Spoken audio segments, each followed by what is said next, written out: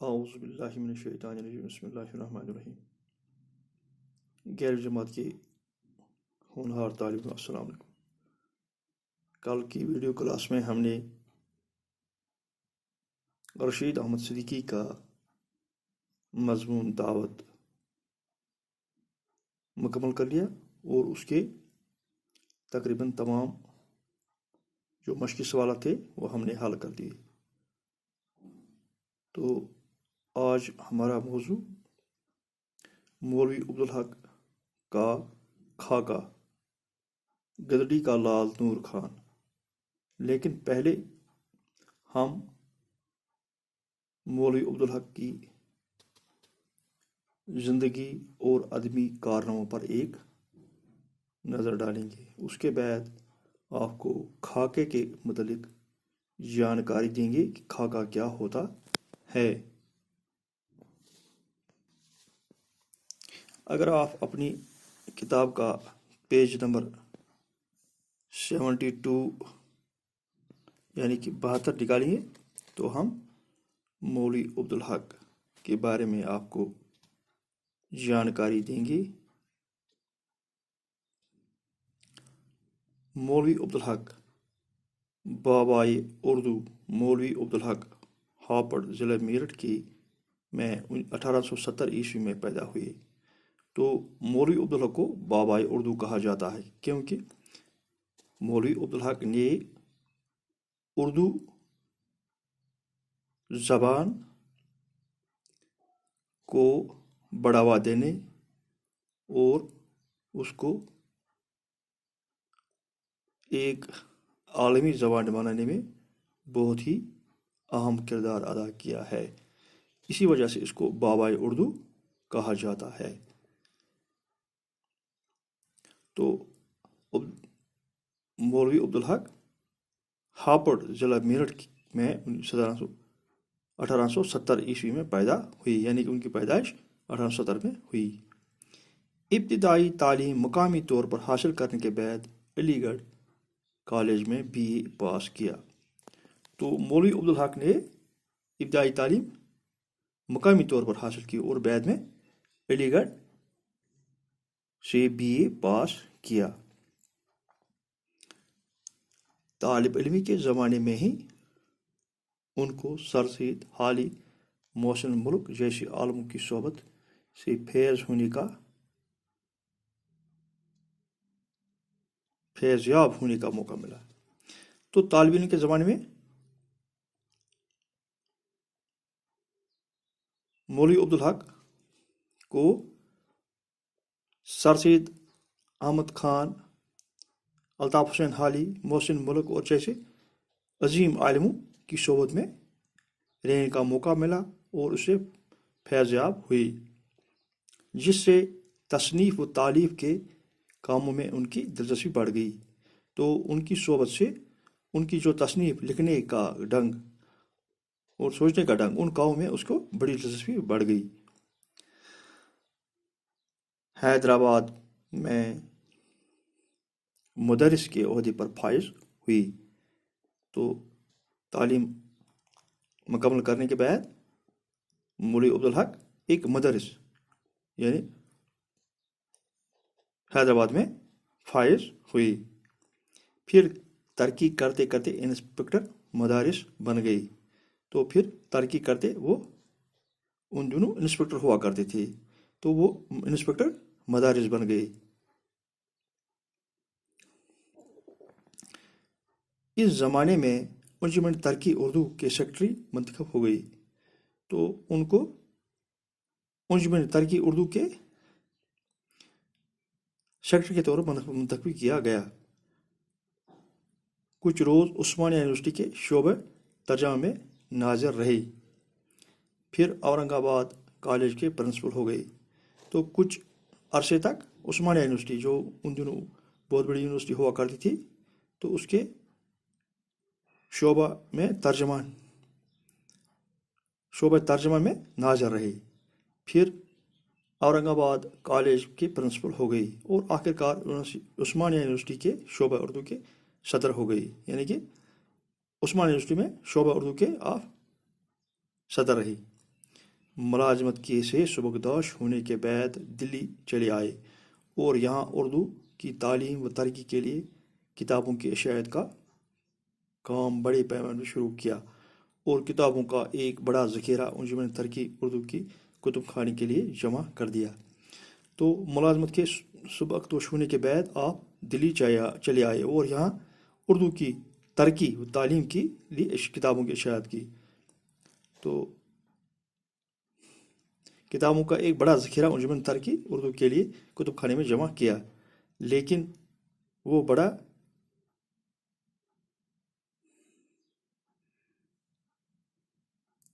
بیش قیمت ذخیرہ 1947 کے فسادات کی نظر ہو گیا۔ تو جو انہوں نے یہ کتابوں کا ذخیرہ جمع کیا تھا، کتب خانہ بنایا تھا، تو 1947 میں فسادات میں وہ آگ کی نظر ہو گیا۔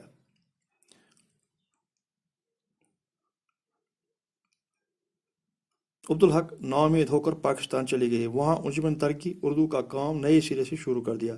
تو جب بٹوارا ہوا تو وہ عبدالحق پاکستان چلے گئے اور وہاں اردو انجمن کی ترقی کے لیے کام شروع کر دیا۔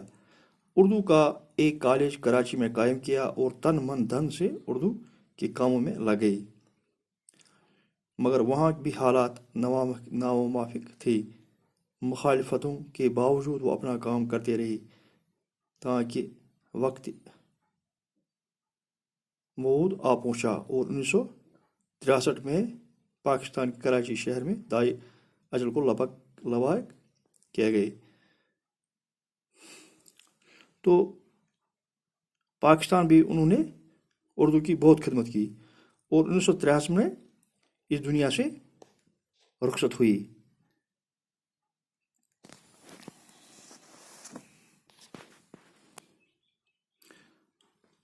مولوی عبدالحق خود اپنی ذات کے اندر ایک انجمن تھے اور انہوں نے اردو زبان کو اپنی جان و ایمان و آبرو بنایا تھا۔ تو عبدالحق کو اسی وجہ سے بابائے اردو قرار دیا گیا ہے کہ انہوں نے اپنی پوری زندگی اور اردو کی ترقی کے لیے صرف کی۔ انہوں نے برسا برس سہمائی رسالہ اردو کے نام سے شائع کیا۔ تو ایک رسالہ وہ شائع کرتے تھے جس کا نام رسالہ اردو کا نام رسالہ اردو تھا، جس میں خود بھی تحقیقی اور تنقیدی مضامین لکھتے تھے اور جو تنقیدی مضامین اس میں وہ قلم بند کرتے تھے اور دوسرے اہل قلم سے بھی لکھواتے تھے۔ مولوی عبدالحق کا بڑا کارنامہ یہ ہے کہ انہوں نے بہت سے قدیم دکنی مخطوطات کو دریافت کیا اور تصحیح کر کے انہیں حواشی کے ساتھ شائع کیا۔ اگرچہ عبدالحق کا کوئی مستقل اور مبسوط کتاب شائع نہیں ہوئی ہے، تاہم جو دیباچے تقاریض اور پیش لفظ انہوں نے مختلف کتابوں کے لیے تحریر کی ہیں، وہ 2 جلدوں میں خطبات عبدالحق کے نام سے شائع ہو چکے ہیں۔ تو عبدالحق نے بہت سے کتابوں کے دیباچے لکھے ہیں، تو ان کو جمع کر کے 2 جلدوں میں تحریر کیا گیا ہے، جن کو خطبات عبدالحق کے نام سے شائع ہو چکے ہیں۔ اس کے علاوہ انہوں نے بہت سارے تحقیقی اور تنقیدی مضامین بھی لکھے ہیں۔ عبدالحق ایک صاحب الرائے اور متوازن نقاد تھے۔ چند ہم عصر خاکوں پر مشتمل ان کی اہم تصنیف ہے۔ مولوی عبدالحق زبان کے بہت بڑے پارق تھے اور اردو لکھنے پر انہیں بڑا ادراک حاصل تھا۔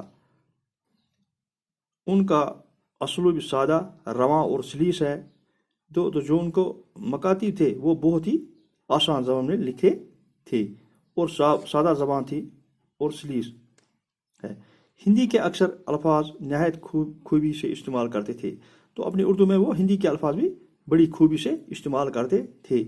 ان کے جملے چھوٹے اور عام فہم تھے۔ جو کچھ بھی انہوں نے لکھا ہے وہ چھوٹے چھوٹے جملوں میں لکھا اور عام فہم، یعنی کہ عام انسان کو بھی وہ سمجھ جاتا ہے۔ عبدالحق کا بڑا کارنامہ انگلش اردو ڈکشنری ہے۔ تو عبدالحق نے انگلش اردو ڈکشنری ان کا سب سے بڑا کارنامہ ہے جو انہوں نے تیار کی، مرتب کی۔ اس کے علاوہ انہوں نے اردو قواعد پر بھی ایک کتاب لکھی ہے۔ مختصر عبدالحق اردو کے بڑے ہمدرد اور عالم اور محقق تھے۔ تو یہ تھی جانکاری مولوی عبدالحق کے حیات اور ان کے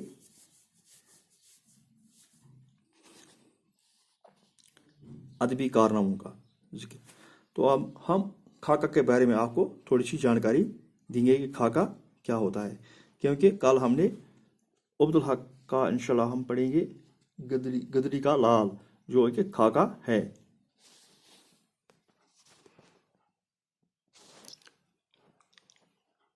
خاکہ اس نثری صنف کا نام ہے جس میں کسی شخصیت کے نقوش اس طرح ابارے جاتے ہیں کہ اس کی خوبیاں اور خامیاں اجاگر ہو جائیں۔ اور خاکہ ایک نثری صنف ہے جس میں کسی شخصیت کے نقوش اس طرح ابھر جاتے ہیں، یعنی کہ اس طرح ان کے نقوش ابھر جاتے ہیں کہ اس کی خوبیاں اور خامیاں اجاگر ہو جائیں۔ تو ہمیں اس کی یعنی قاری کو اس کی خوبی اور خامیوں کا پتہ چل جاتا ہے، اور قاری کو ایک جیتی جاگتی تصویر نظر آتی ہے۔ تو خاکے کو پڑھنے جو قاری ہوتا ہے تو خاکہ پڑھنے سے اس کی ایک جیتی جاتی تصویر نظر آتی ہے۔ مصنف کسی شخص میں کچھ قابل ذکر خصوصیات دیکھ لی، تو جو مصنف ہے لکھنے والا ہے تو وہ کسی شخص میں کچھ قابل ذکر خصوصیات دیکھ لے اور بے ساختہ طور پر ان کو دلچسپ انداز میں تحریر کرے، یہی خاکہ ہے۔ تو مصنف کسی شخص میں قابل ذکر خصوصیات دیکھ لے اور وہ ان کو ایک دلچسپ انداز میں تحریر کرتا ہے، تو یہی خاکہ ہے۔ خاکہ کوئی سوانح مقالہ نہیں ہوتا ہے، اور اردو زبان کے خاکہ نگاروں میں ڈپٹی نذیر احمد، عبدالحلیم شرر، سعادت حسن منٹو، فرحت اللہ بیگ، رشید احمد صدیقی وغیرہ کافی اہم ہے۔ تو خاکہ نگاروں میں ڈپٹی نذیر احمد، عبدالحلیم شرر، سعادت حسن منٹو، فرحت اللہ بیگ، رشید احمد صدیقی وغیرہ کافی اہم لکھنے والے ہیں۔ لیکن مولوی عبدالحق خاکے کے اردو کے گراں قدر سرمایہ ہے، لیکن مولوی عبدالحق خاکے کے اردو کے گراں قدر سرمایہ ہیں۔ انہوں نے غیر اہم شخصیات کو بھی نظر انداز نہیں کیا ہے۔ تو عبدالحق نے کچھ اہم خاکے لکھے ہیں جس میں ایک گدری کا لال ہے۔ گدری کا لال وہ کل انشاءاللہ ہم پڑھیں گے اگلے سیشن میں۔ باقی والسلام۔